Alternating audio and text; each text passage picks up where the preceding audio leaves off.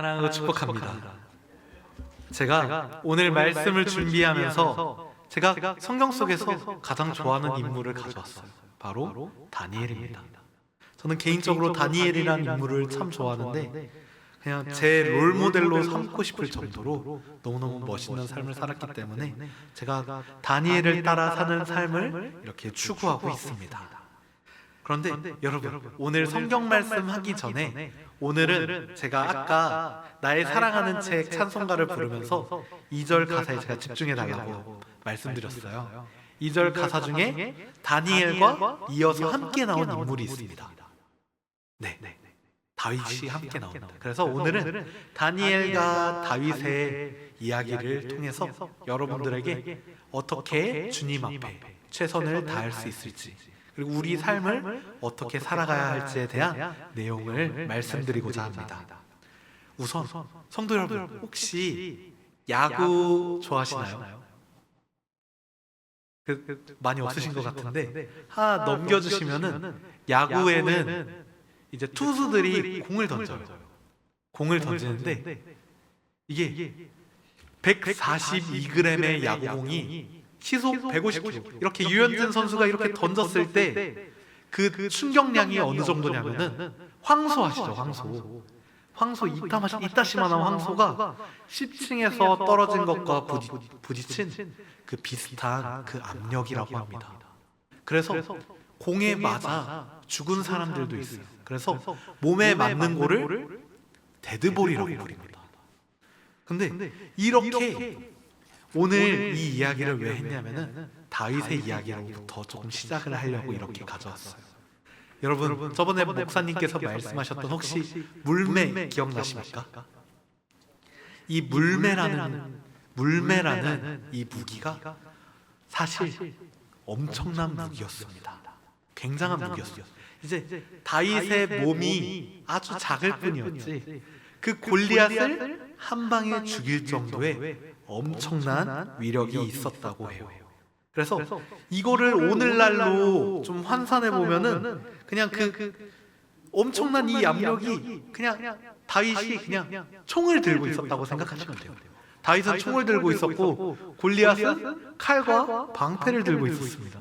그런데 다윗이 그냥 총으로 골리앗을 쏴 죽였다고 생각해 보세요. 사실 다윗은 그 밸런스를 뛰어넘는 엄청난 무기를 가지고 있었던 것입니다. 오늘 이렇게 본문 속에 나온 다니엘과 앞서 설명드렸던 이 다윗의 이야기를 통해서 아니 그러면은 다윗이 막 이렇게 영적인 이야기를 딱 펼쳐내고 다니엘도 힘든 상황 속에서 하나님을 이렇게 증거했는데 아니 이렇게 어렵지도 않을 거였으면은 뭐하러 이런 말씀을 하시나요? 이렇게 말씀하실 수도 있습니다. 우선은 우리가 잘 알고 있는 다윗의 이야기 먼저 하려고 합니다. 그 274cm의 거구, 그 골리앗 앞에 선 그 소년을 한번 생각해 보세요, 여러분. 그 골리앗이 휘두르는 창과 칼이 막 진짜 한번 그 긴 팔로 휘두르면 한 3m씩은 이렇게 갈 거예요. 그러니까 그 병사들이 너무나도 두려워서 앞에 다가서지도 못했던 것입니다. 사울 왕조차 너무 겁나서 이렇게 앞에 나선다는 다윗에게 그저 자기가 입었던 갑옷과 그리고 자기가 쓰던 칼을 이렇게 쥐어주었습니다. 그런데 다윗은 익숙하지 않는다는 이유로 그것들을 다 벗어버렸습니다. 대신 그는 평소 양을 칠 때 손에 익혔던 그 물매를 집어들었습니다. 사람들은 다윗이 물맷돌 그 한 방으로 이긴 것을 기행이나 요행이나 이렇게 말하고 있습니다. 하지만 과학적으로 제가 한번 좀 분석을 해봤어요. 그래서 하나 더 넘겨주시면은 물매는 이제 이런 계산 공식을 통해서 나온 속력을 보면은 130km에서 196km까지 나온대요. 그 괴물투수 류현진이 던지는 공이 150km라고 가정했을 때 그 공보다 빠르게 두개골로 향해 나아간다고 생각해 보십시오. 한 방에 죽는 것이 이상하지 않습니다. 성경에는 그 골리앗의 이마에 돌이 박혀서 죽었다고 말을 해요. 그 정도로 강한 압력으로 머리에 꽂혔을 것입니다. 그런데 우리가 하나 집중해야 할 것이 있습니다. 바로 이 물매라는 이 무기가 그렇게까지 좋았으면서 왜 사람들은 물매를 사용하지 않았을까요? 아니, 이 소년이 정말 어린 소년이 저 적국의 용사를 한 방에 죽일 정도로 이 엄청난 무기를 왜 사람들은 너도 나도 사용하지 않았을까요? 그 이유가 바로 이 물매의 엄청나게 어려운 난이도에 있습니다. 제가 기회가 돼서 그 성경 속에 있는 물매와 똑같이 만든 가짜 물매를 한번 제가 던져본 적이 있어요. 진짜 돌멩이를 넣으면 너무 위험하니까 제가 그 안에 스펀지 공을 넣고 이렇게 돌려가지고 분명 제가 앞을 향해 던졌습니다. 그런데 오른쪽에 있던 전도사님이 맞았어요. 저는 분명 이렇게 돌려가지고 앞으로 딱 쐈는데 제 오른쪽에 있었던 제 동기 전도사님이 머리를 맞고 저한테 발길질을 날렸어요. 이 정도로 정말 어려운 무기라는 것입니다. 사실 이 무기를 제대로 사용하기 위해서는 수많은 연습이 필요합니다. 수많은 연습이 있더라고 하더라도 내가 원하는 목표물에 원하는 표적지에 정중앙에 맞추기 위해서는 압도적인 노력이 필요합니다. 밥도 안 먹고 이 물매만 던져야 돼요. 그러니까 너무나도 어렵고 어려웠던 무기라는 것입니다. 차라리 활이 10배는 쉽다고 그래요. 그래서 하지만 이 무기가 너무나도 강력했기 때문에 총이 나오기 전까지 이 원시적인 무기가 사용되었다고 해요. 쓰는 사람은 계속 있긴 했는데 많이 없었습니다. 왜냐하면 연습하기에 너무 힘들고 손에 물집도 배기고 손도 까지고 손이 찢어지는 그 고통을 다 참아가면서 하루에 수십 번씩 몇 시간씩 연습을 해야 겨우겨우 목표물 근처에 갈 수 있을 정도의 어려운 무기라는 것입니다. 그러면은 다윗을 한번 생각해 보십시오. 다윗의 원래 직업은 양을 치는 목자였습니다. 양치기였어요. 그런데 사람들이 오해하는 것이 있습니다. 양치기라 생각하면은 굉장히 막 평화로운 들판에서 막대기 하나 들고 양들 풀 먹이고 산책 좀 시킨 다음에 룰루랄라 하면서 돌아다니는 그 아름다운 모습을 상상을 해요. 그런데 사실은 이때 당시 양치기는 굉장히 고되고 힘들고 목숨까지 걸어야 하는 엄청난 일이었습니다. 이때 양을 친다라는 것은 기본적으로 그 산악행군을 할 정도의 체력이 뒷받침이 되어야 한다는 거예요. 하루에 20-30km씩은 산을 오르고 내릴 정도의 기본 체력이 동반되는 일인데 그에 맞서서 이때 당시에는 산에 들개나 사자나 들짐승들이 너무나도 많았어요. 그 들짐승들한테서 내 양을 지켰어야 됩니다. 그러니까 이 양치기란 직업은 일단은 너무나도 힘들고 어렵고 그리고 잘 싸우는 사람들만 할 수 있었던 직업이었던 것입니다. 그래서 그런 양들을 노리는 사자와 곰을 죽이기 위해 다윗은 아무도 보지 않는 그 광야에서 손이 찢어지게 연습을 하고 손톱이 빠지는 혹독한 훈련을 겪었을 것입니다. 수천 번, 수만 번 그 돌을 돌려가며 자신만의 호흡과 자신만의 정확한 그 놓는 순간을 위해 수도 없이 연습하였을 것입니다. 오늘 이 말씀 속에서 우리가 찾아볼 수 있는 것은요, 바로 하나님께서는 준비된 자를 사용하시는 것입니다. 기적은 아무것도 하지 않는 사람에게 주어지는 요행이 아니라는 것입니다. 다윗이 들판에서 의롭게 양을 지키며 정성을 다했던 그 수많은 연습구가 결정적인 순간에 하나님의 교회를 그리고 하나님의 군대를 모욕하는 골리앗을 쓰러뜨리는 도구가 되었다는 것입니다. 여러분의 일상은 어떻습니까?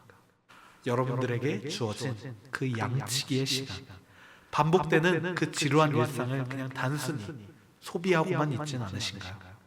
오늘 내가 보이는 이곳에서 내가 흘리는 땀방울과 내가 주님 앞으로 나아가려고 한 나의 자그마한 노력들이 내일의 골리앗을 쓰러뜨릴 하나님의 강력한 무기가 된다는 것을 여러분들이 믿으시길 간절히 소망합니다.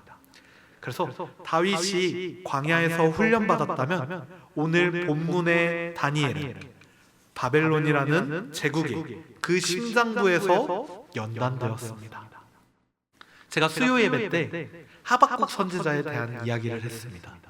그 하박국 선지자가 어떤 상황 가운데서 무화과 나무를 찾는다고 말했냐면은 나라가 곧 망할 위기 앞에서 하나님을 그렇게 찾았다는 거예요. 무화과 나무가 없어도, 포도나무가 없어도, 올리브 나무가 없어도, 감람나무에 아무런 소출이 없어도 나는 여호와 한 분만으로 기뻐할 수 있습니다. 이렇게 하박국 선지자가 고백하고 난 직후의 이야기예요. 나라가 망했어. 하박국 선지자가 이렇게 나라가 망할 상황 앞에서 이렇게 고백을 하고 나서 망한 상황의 이야기입니다. 전쟁에서 패했어요. 전쟁에서 패하면은 어떻게 됩니까? 패한 국가가 전쟁에 승리한 국가한테 배상금을 물어줍니다.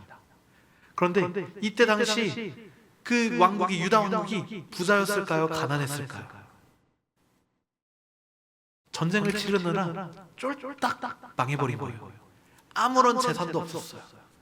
그래가지고 전쟁 배상금을 줘야 되는데 그 제국에 배상금을 못 주고 있는 거예요. 그러면은 어떻게 했었을까요? 바로 사람을 줬어요. 인적 자원들을 줬어요. 첫 번째로 기술자들, 두 번째로 학자들, 세 번째로 바로 어린이들을 줬어요.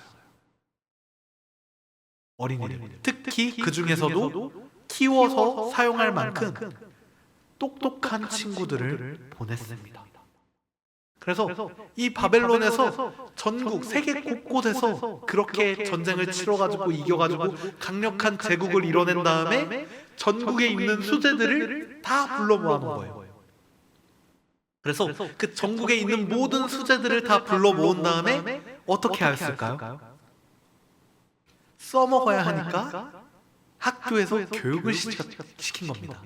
그리고 교육을 시킨 이 포로들한테, 이 아이들한테, 젊은 천재 청년들을 한 곳에 이렇게 다 모아두고, 청소년들을 다 이렇게 모아두고 그 사람들을 경쟁을 붙였어요.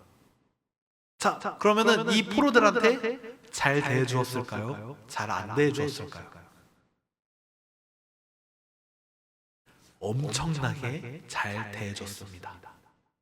왕이 먹는 음식을 주고, 왕이 자는 침대를 주고, 왕이 사용하는 물건들을 주고, 그리고 심지어는 옷까지도 왕족들이 입는, 막 그 귀족들이 입는 그 고급 원단들, 그런 것들로 옷을 지어서 입혔어요. 오늘날로 따지면은 샤넬, 구찌, 프라다, 루이비통으로 막 입혀놓은 거예요, 포로들을. 그러면서 이런 이야기를 했습니다. 너희가 여기서 1등을 해서 고위 관료가 되면은 너희가 지금 이 먹고 있는 것들, 마시고 있는 것들, 입고 있는 것들 계속해서 누릴 수 있어. 그러니까 어때? 너네 더 열심히 공부해야겠지? 이렇게 교육을 시켰다는 것입니다. 그 끌려간 그 나라한테, 내가 끌려간 그 나라 앞에서 딱 갔는데 나에게 왕족처럼 대우를 해주는 거예요. 그러면서 공부 열심히 하래요. 그리고 너희가 공부를 열심히 하면은 너네 앞으로 떵떵거리면서 살 수 있다 말이에요. 그러니까 그 끌려온 아이들이, 그 끌려온 청소년들이 막 신나서 엄청나게 열심히 공부를 해요. 이 사람들 중 한 명이 바로 다니엘이었다는 것입니다. 다니엘은 이게 세상의 관점으로 보면은 엄청난 출세예요, 사실. 출세길이 열린 거였어요. 그 동네에서 머리 좋다고 천재라고 똑똑하기로 유명해져가지고 더 좋은 나라 유학 가가지고 엄청나게 좋은 환경 안에서 엄청나게 고등 공부를 배우면서 엄청나게 훌륭한 위치까지 올라갈 수 있는 말 그대로 엘리트의 코스가 쫙 하고 열렸다는 것입니다. 그러나 다니엘은 이것을 온전히 따르지 않았습니다. 제가 이 설교를 우리 청소년 친구들한테 한번 했었습니다. 어떻게 말했냐면요, 너희 공부해라. 니들 공부해야 된다. 이렇게 설교했습니다. 근데 좀 말에 어폐가 있지 않나요? 제가 왜 아이들한테 공부하라고 했는지 자세히 설명을 해드리도록 하겠습니다. 다니엘은 1등을 하게 된다면은 옆자리에서, 왕이 옆자리에서 권력을 누리며 보장된 미래를 살 수 있었습니다. 그리고 왕이 먹는 음식들, 그 고급 음식들을 양껏 먹으면서 행복하게 살 수 있었어요. 그러나 다니엘은 공부는 열심히 했어요. 공부는 열심히 했지만 왕이 주는 다른 것들을 받지 않았습니다. 가장 먼저 거부하였던 것이 바로 음식이었습니다. 음식은 먹지 않았어요. 그리고 채식만 한다고 나와 있었습니다. 성경 속에. 그래서 다니엘은 더 좋은 음식, 더 좋은 옷을 바라였던 것이 아니었어요. 오늘 17절은 명확히 증언하고 있습니다. 하나님이 이 내 청년에게 지식을 얻게 하시고 서적을 깨닫게 하시고 지혜를 주셨으니, 하나님께서 지혜를 주셨다고 말씀을 하고 있어요. 다니엘이 음식을 받지 않는 지혜가 있었다는 것입니다. 이 지혜가 어떤 지혜냐? 하나 더 화면을 넘겨주시면은 이때 당시 그림을 제가 가져왔습니다.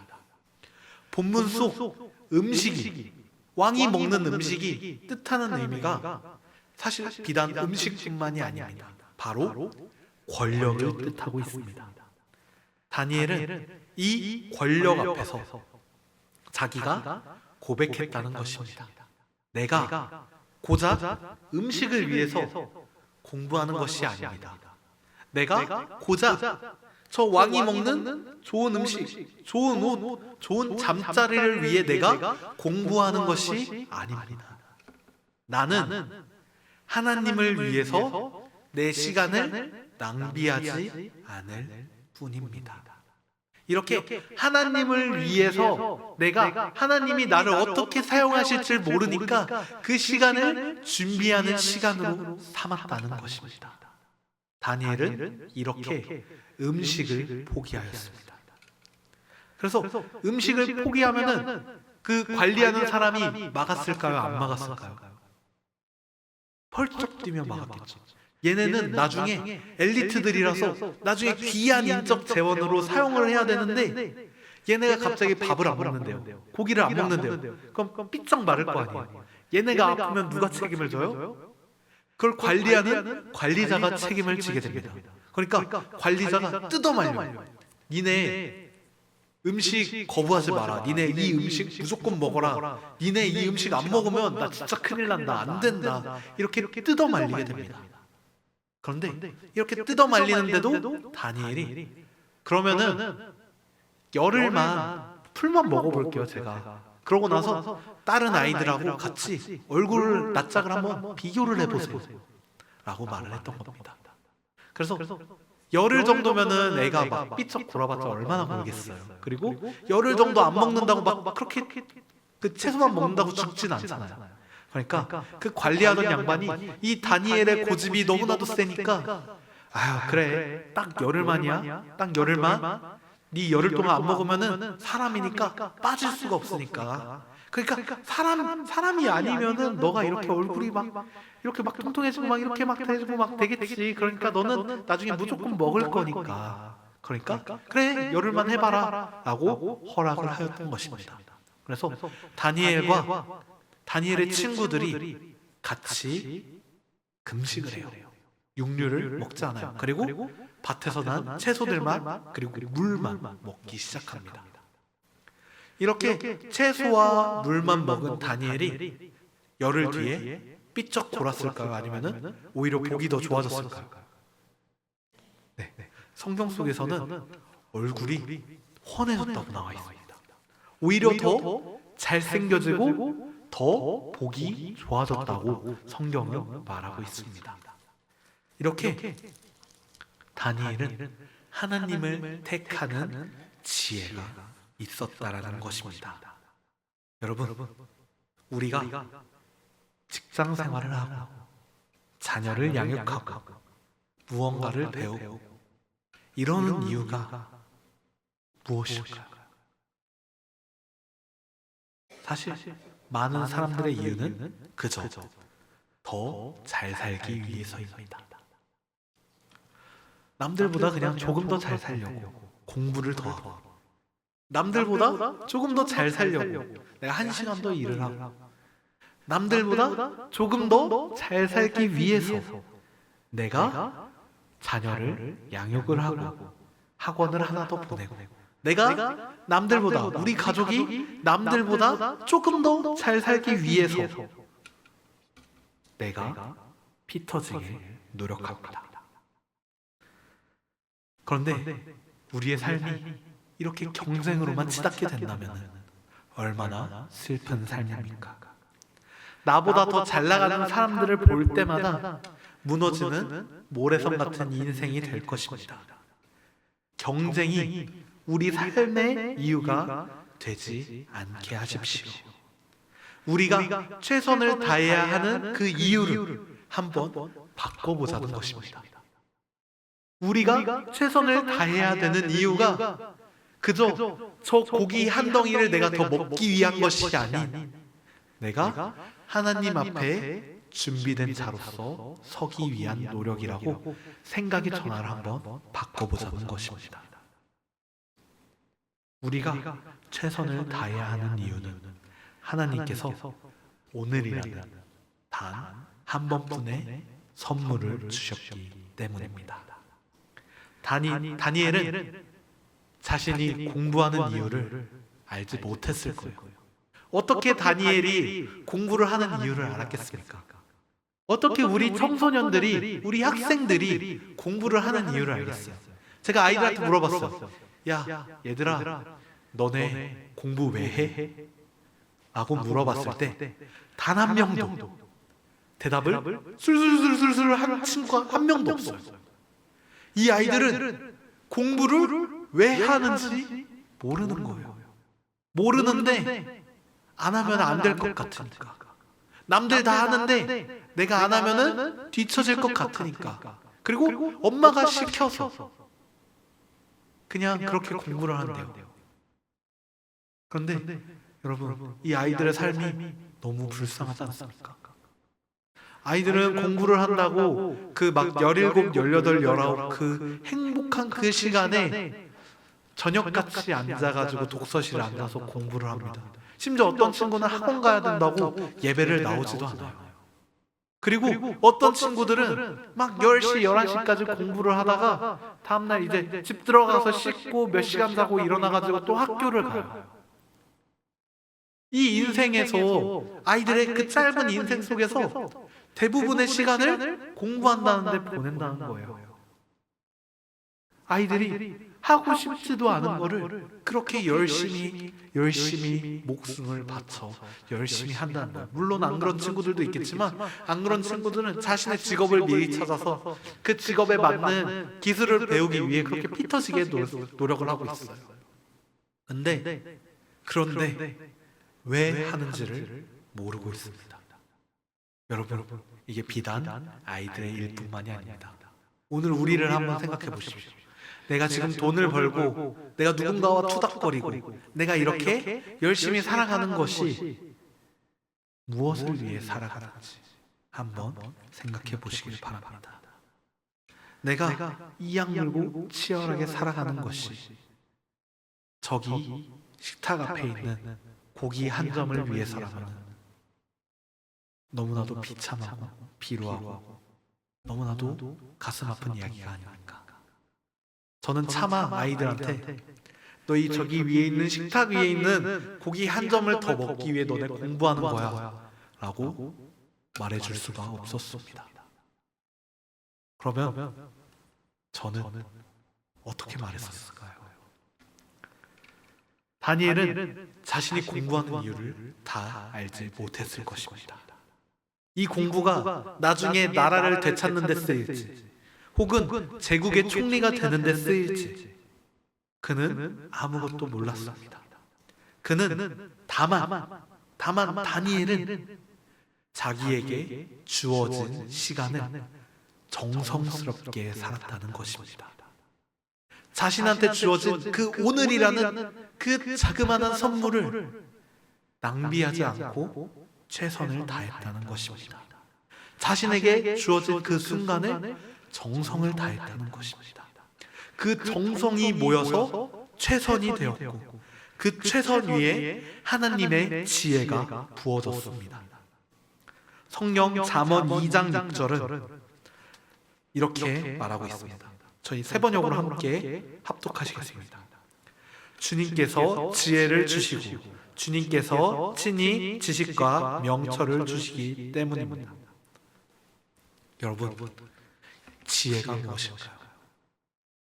지혜는 비단 공부 잘하는 것, 많은 것을 아는 것이 아닙니다. 지혜는 바로 하나님을 아는 것입니다. 여러분, 우리는 하나님을 아는 지혜가 필요합니다.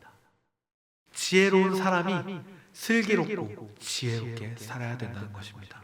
그리고 슬기롭고 지혜로운 사람은 눈앞에 놓여진 그 음식 한 덩이를 위해서 내 생명과 같은 시간을 허투루 낭비하지 않는다는 거예요. 내 하루를 고기 한 점이랑 바꾸지 않는다는 거예요. 차라리 풀을 뜯고 채소를 뜯고 물을 마실지언정 더 높은 가치를 위해, 내 미래를 위해, 하나님과 함께하는 그 영화로운 삶을 위해 노력한다는 것입니다. 사랑하는 여러분, 다윗의 물맷돌과 다니엘의 채식은 모두 하나님을 향한 거룩한 표현이었습니다. 인생의 골목에서 우리는 항상 힘든 일이 찾아와요.